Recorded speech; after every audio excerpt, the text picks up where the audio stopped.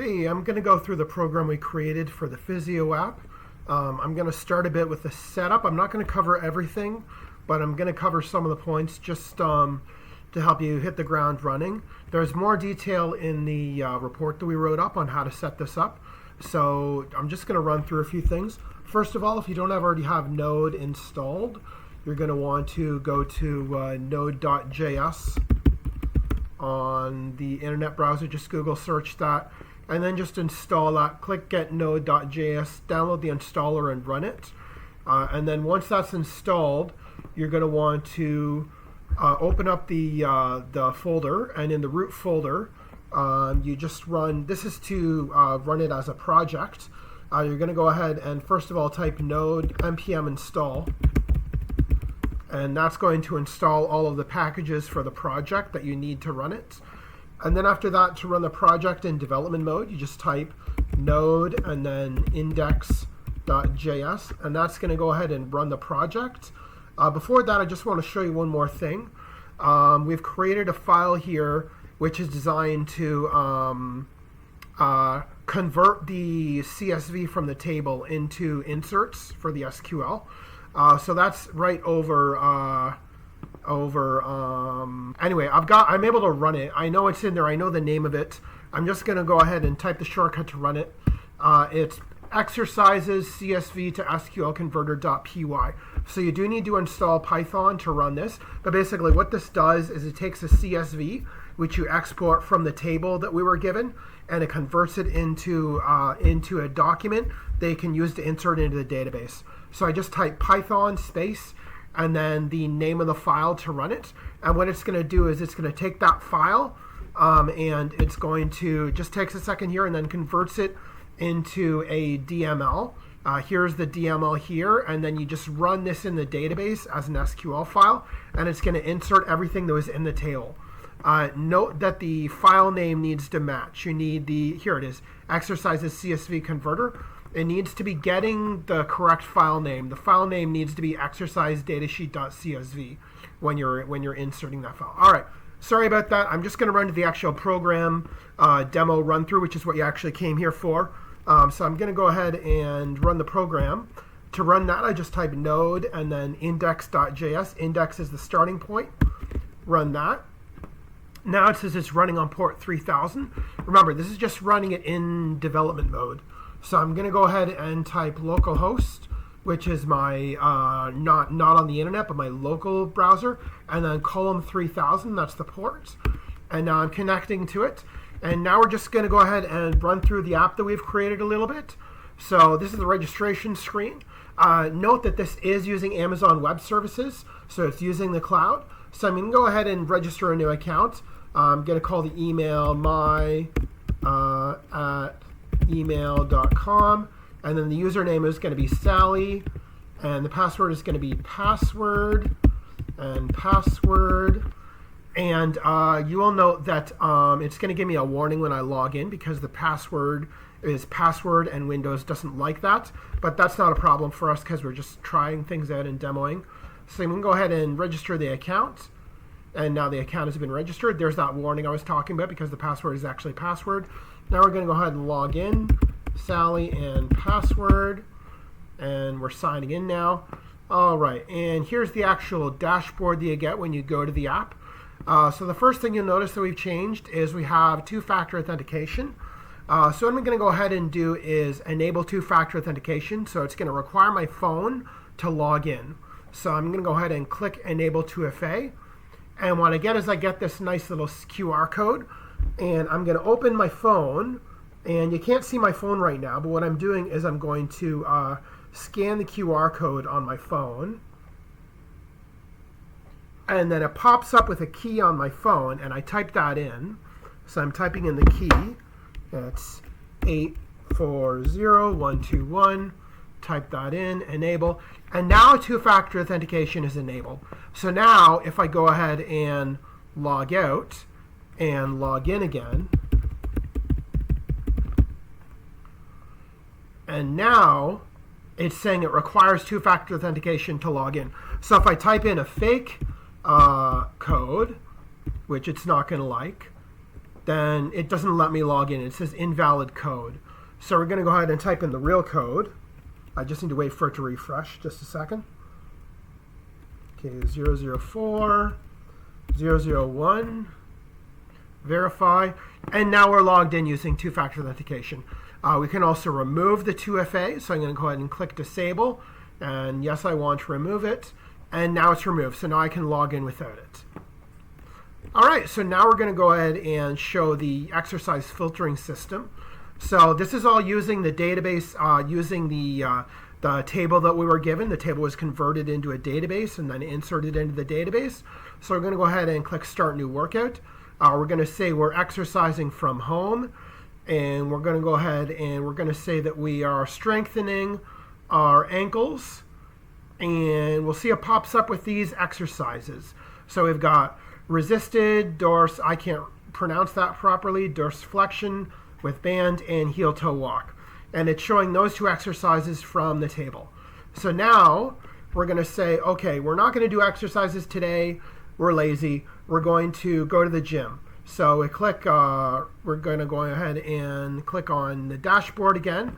And we're going to go ahead and click Start New Workout. And this time we're going to go to the gym. And we're going to do the same exercise. We still want to strengthen our ankle. But now, as you can see, we have a lot more options. And that's because there were more exercises that were categorized for strengthening your heel that were under the gym only. So if it's one you can do at home, you can do it at home or at the gym. But if it's one you can only do at the gym, you can only do it at the gym. Okay. So let's go ahead and try adding two of these to our routine. So I check those and click Add to Routine. And I can see they're both on our routine. And what we're going to do is we're going to say we've got information on the first one, which is we've got now training single leg balance on foam pad. And it's got tips. It says sit comfortably, trace letters with big toe. It says common mistakes, using whole leg instead of ankle. Equipment. It doesn't require any equipment. It says sets and reps 2 times full alphabet times 2. And then we've got tempo and hold time. It says slow and controlled. Skill level is beginner. Position is seated.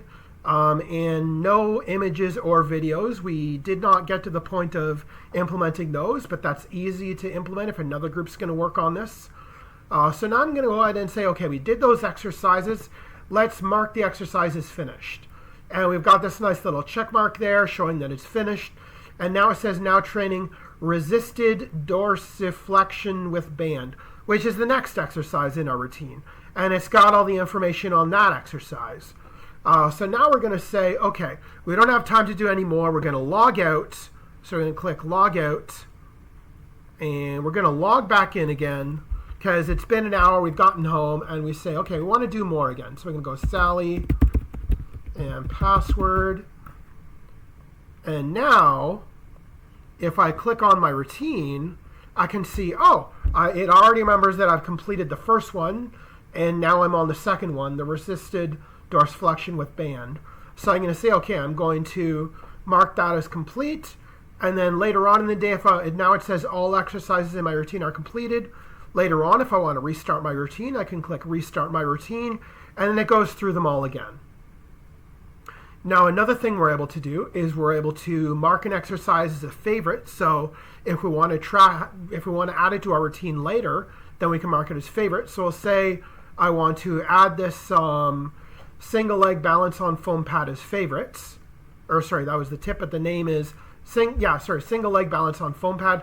So now it's in my favorites. And my favorites is also persistent. So if I log out and log back in, it remembers my favorites just like it remembers my routine.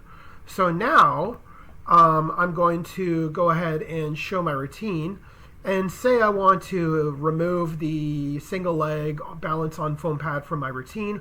I click remove current exercise from routine. We'll say I remove this other one from my routine as well. And now I've got nothing in my routine. So we're going to say I log off again, and we're going to log in again, say it's later on in the day or another day. And now if I go over to the dashboard here and I go over to my routine, And by the way, you can always go over to the hamburger menu here and navigate the different main options. We haven't implemented About Us yet. We just thought later on that's a placeholder if it gets added later. Same with the settings. Anyway, so we're going to say we're in our routine now. We've got nothing in our routine. We can go over to so there's nothing in our routine, but we'll say we want to add something from our favorites. So we'll go over to our favorites, and we've got the single leg balance on foam pad. And we're going to say we want to add it to our routine and remove it from the favorites because we don't like it anymore. We just want to do it once and then forget it. So we're going to click Save Changes and then Show Routine, and there it is in the routine again. So now it's been added to the routine. So that summarizes most of the persistence regarding the favorites and the routine and the filtering exercises based on at home or at the gym. The other thing I wanted to show you is filtering exercises based on strengthening, stretching, and avoiding. So we're going to say we're going to start a new workout, and we're going to say we're at the gym, and we're going to stretch our elbows. We'll say elbows. These are just one that I remember. It has these options. So you can see it has 5 different exercises here. It's got wall bicep stretch, wrist flexion stretch, wrist flex, ulnar nerve girdle, and tricep stretch. So we know it's got those 5 exercises. But we're going to say, actually, I've got an injured bicep. So I don't know if I want to do all of these. I don't know, they may hurt me. So what I'm going to do is I'm going to save that so it remembers that I want to strengthen my elbow. I'm going to save that, and I'm going to do a new search. And this new search, now I'm going to add that I'm avoiding my bicep. Where's bicep? There it is. So now I'm avoiding my bicep, and now I can see there's only 4. It filtered one of those out because it knows that other exercise involves your biceps as well as your elbows. That's all on the table that we were given.